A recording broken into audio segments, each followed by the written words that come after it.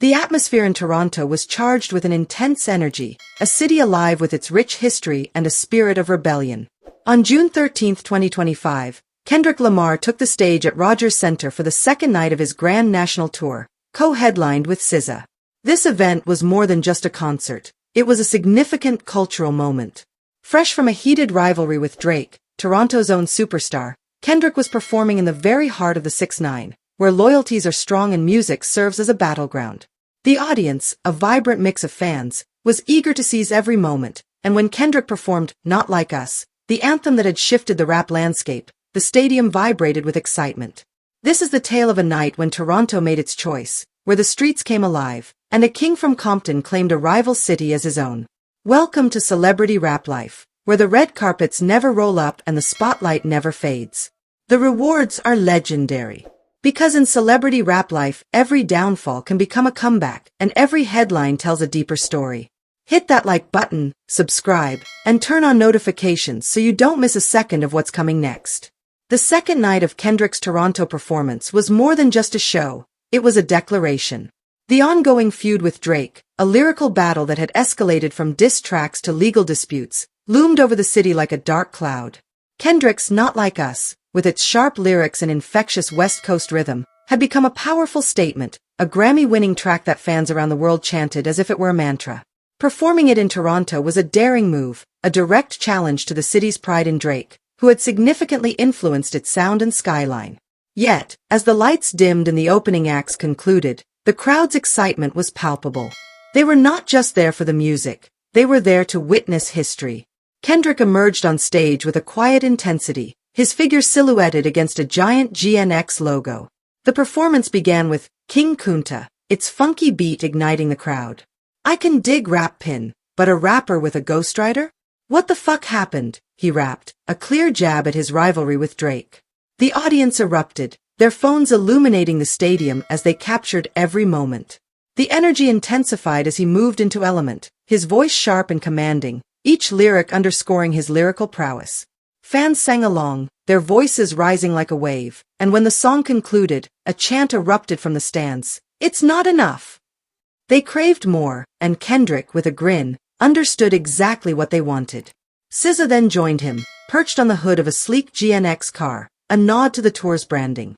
Their duet, 30 for 30, showcased their incredible chemistry. SZA's soulful vocals intertwined with Kendrick's rapid verses, and the crowd swayed as the song's reflective lyrics resonated.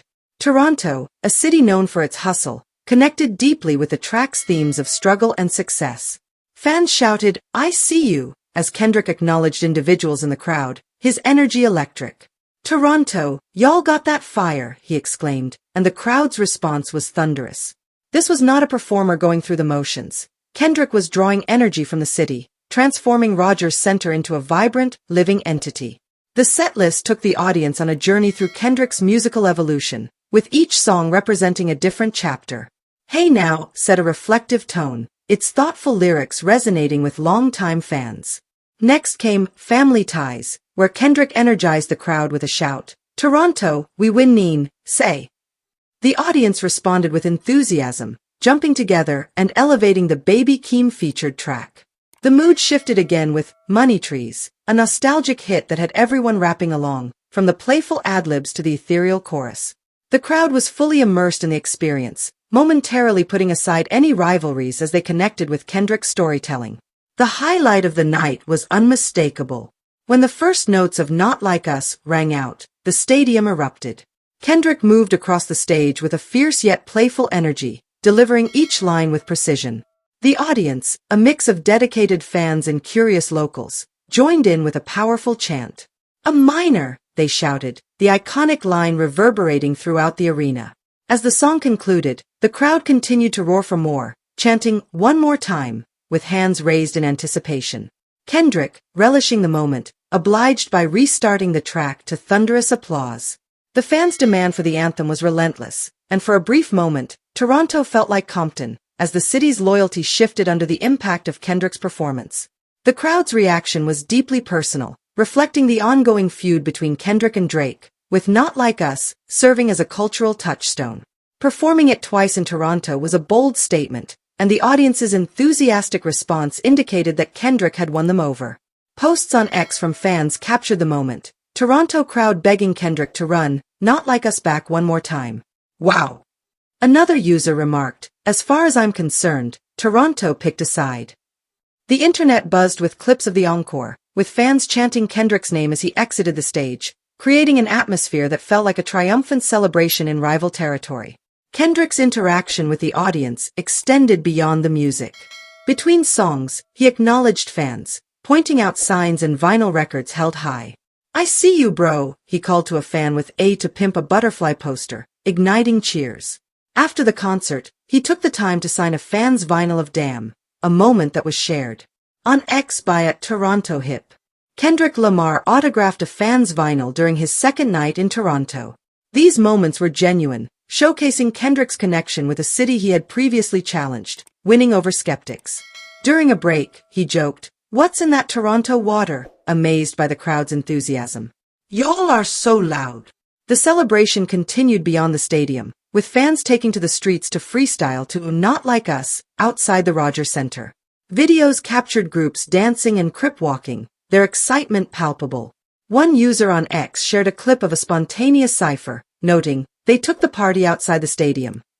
Others made their way to New Ho King, a famous Toronto eatery, for an after-party that lasted into the early morning. An X post read, "Kendrick Lamar fans meet again at New Ho King," featuring photos of fans enjoying dumplings and beers, with the song's beat pumping from a speaker. The restaurant, a cultural hotspot, perfectly matched the night's communal spirit. SCA's performance added another dimension to the evening. Her set, intertwined with Kendrick's, provided a soulful contrast to his intensity. Tracks like Snooze and Garden had fans swaying, while her duet with Kendrick on 30 for 30 was a standout moment. An X-user remarked, "SZA sitting on the hood of the GNX was iconic, highlighting her commanding presence." The chemistry between the two was evident, their shared stage reflecting their mutual admiration. Toronto, a city that cherishes R&B, warmly welcomed SCA's performance, which beautifully complemented Kendrick's energy. Online reactions were overwhelming. X buzzed with fans applauding Kendrick's boldness and skeptics admitting they were won over. "I'm a Drake fan, but Kendrick owned Toronto tonight," one user admitted. Another posted, "Bots came alive when Like That dropped in Toronto. The city's on fire." The mention of bots referred to automated accounts that amplify online discussions, but the excitement was genuine. Kendrick had sparked something powerful. Even local media like the Toronto Star recognized the moment, stating, "Kendrick Lamar's second night in Toronto was a cultural event, with the city embracing an outsider who spoke their language." However, the night wasn't without its controversies. Drake's fans, still feeling the sting from their rivalry, took to X to voice their dissent. "Toronto's not that loud for Kendrick," one user claimed, but their comments were overshadowed by videos of the enthusiastic crowd. The failed OVO Takeover from the previous night, a cancelled rally by Drake supporters outside the venue, still lingered, adding to Kendrick's victory. "Drake's city? Nah, Kendrick rented it for the night," quipped one user, capturing the prevailing sentiment. The crowd's chants of "Kendrick" as he exited the stage felt like a definitive statement. Kendrick's performance was a masterclass in seizing the moment. He didn't merely perform, he took ownership of a narrative, transforming Toronto's loyalty into a collective celebration. The setlist, featuring songs from BDKMV to Family Ties, highlighted his versatility, merging deep reflection with confidence. His interaction with the audience, shouting out fans, signing albums, energizing the crowd, made the evening feel intimate. Toronto, a city that takes great pride in its own, welcomed a rival, and the world took notice. As fans streamed out of Rogers Centre, the streets buzzed with excitement. Freestyles resonated, food vendors thrived, and the city felt vibrant. Kendrick's second night was more than just a concert, it was a cultural phenomenon. The crowd's chants, the viral videos, the after-party at New Ho King, all contributed to a scene of a city fully immersed in the experience. Kendrick had entered a challenging environment and emerged not only unscathed but triumphant, leaving Toronto with a memorable story for years to come. This story is far from over, and the truth is still unfolding. I want to hear what you think. Drop your take in the comments. And if you don't want to miss the next twist, hit that like button, subscribe, and turn on notifications so you don't miss a second of what's coming next.